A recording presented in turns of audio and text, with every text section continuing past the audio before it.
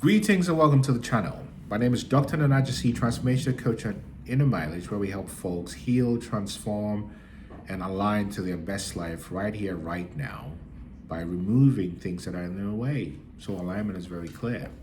Today we're going to be talking about narcissistic abuse, the final test before liberation for empaths. Narcissistic abuse, the final test before liberation for empaths. So just to set the scene, let's consider this. What if the most painful experiences of your life, narcissistic abuse, wasn't a mistake, but a rite of passage? What if narcissistic abuse was your final test before stepping into your highest purpose? We're going to dive into this topic, leveraging ancient spiritual texts, some psychology, neuroscience, and other multidisciplinary perspectives to analyze why and how narcissistic abuse is more than just trauma. It's a profound spiritual initiation for empaths. Stay with us because this could change the way you see things. So we'll set the scene by going into why empaths face narcissistic abuse. Right. So empaths are often born into environments where their sensitivity is a survival skill. So empaths learn to read emotions, navigate conflict, and suppress their needs to maintain harmony. And I know this because I did this for a long time. And I'm sure you have too if you're an empath or you resonate with this. So these early experiences make empaths very vulnerable to narcissists and narcissistic abuse, because narcissists exploit the empathy of empaths, if you can imagine that, particularly because empaths desire to heal others. But there's more here. The empaths attract narcissists because the relationship serves as a mirror.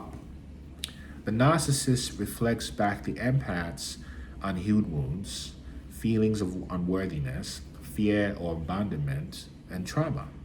And over time, this is where the real work begins, particularly after the narcissist's mask slips and they start to show just how dark they can be. And when we speak about darkness, we know that darkness, although associated with negativity, is a precondition for light to exist. Therefore, darkness on its own is not a bad thing. But let's talk about how narcissistic abuse is spiritual fire. So, borrowing from ancient spiritual texts, for example, in the Bhagavad Gita from the Hindu cosmology, Krishna tells Arjuna, one who is not disturbed by happiness or distress, one who is steady in both, is certainly eligible for liberation. Therefore, narcissistic abuse tests this steadiness. It drags you through the fire of pain and forces you to let go of your attachments to approval, validation, and even identity. In Buddhism, for example, since we're on ancient spiritual text, the first noble truth is that life is suffering. But this suffering is a teacher. It reveals the impermanence of worldly attachments and leads us to inner peace, from the external to the internal. And the narcissist's betrayal shatters illusions, showing us where we've placed our worth outside ourselves. Again, borrowing from ancient spiritual texts, in the book of Job, in the Christian Bible also, we see a similar theme. Job loses everything, his family, his wealth and health, etc. But through this trial, or his trials, he gains profound wisdom and faith. The narcissist, like Job's trial, is a catalyst for growth. It really is. And it pushes you to reclaim or remember your spiritual power. Now, let's look at trauma or narcissistic abuse from a psychological perspective. And here I'm going to borrow from Carl Jung's concept of the shadow. It says that we all have shadow selves or parts of ourselves that we repress, our fears, our insecurities, and unmet needs. And narcissists have a way of exposing these shadows, often in the most painful ways, right? So when a narcissist triggers you, your brain enters survival mode. And the amygdala activates, causing fight, flight, or freeze responses in your brain, the amygdala in your brain. But there is a silver lining to this, which is through healing practices like internal family systems, for example, or mindfulness, and other practices like affirmation, the brain can be rewired because the brain is neuroplastic. In other words, the mind is capable of establishing new neural networks. And this process is called neuroplasticity. And it's how trauma becomes a point of transformation.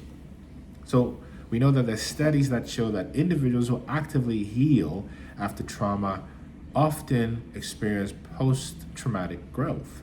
So empaths develop resilience, empathy, and a deeper sense of purpose, something I can relate to. Now, we want to talk about how the brain becomes rewired. So we know that the brain is adaptable and malleable.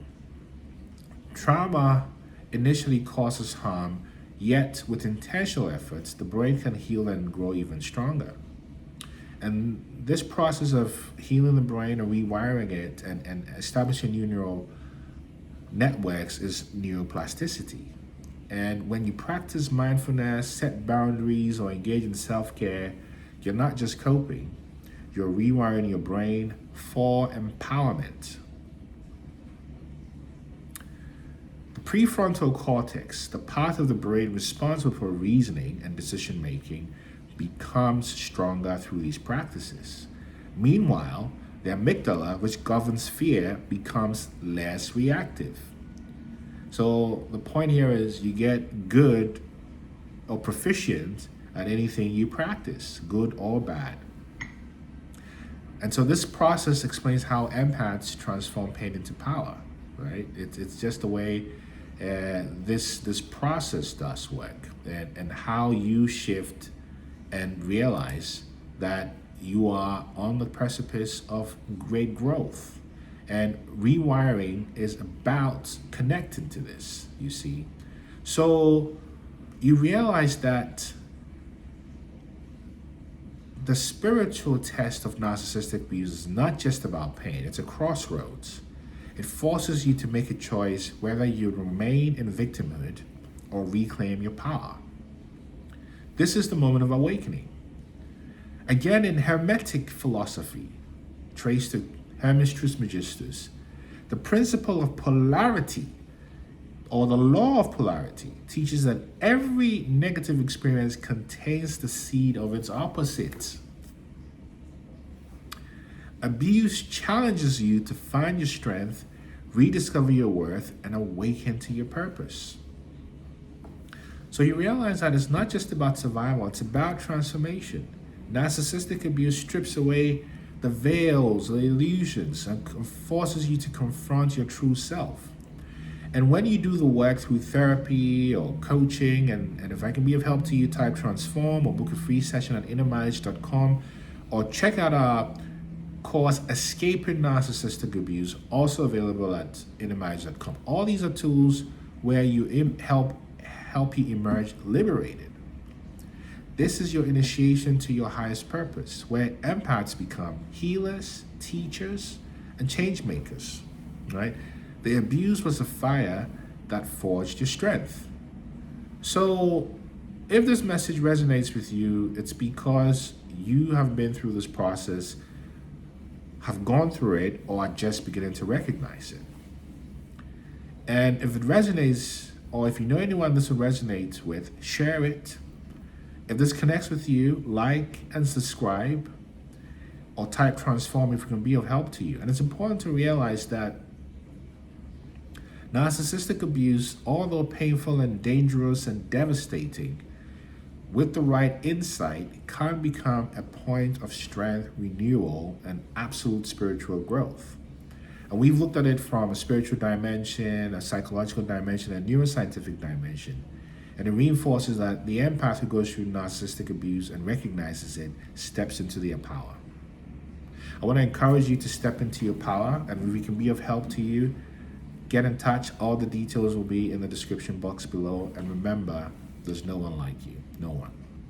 Peace.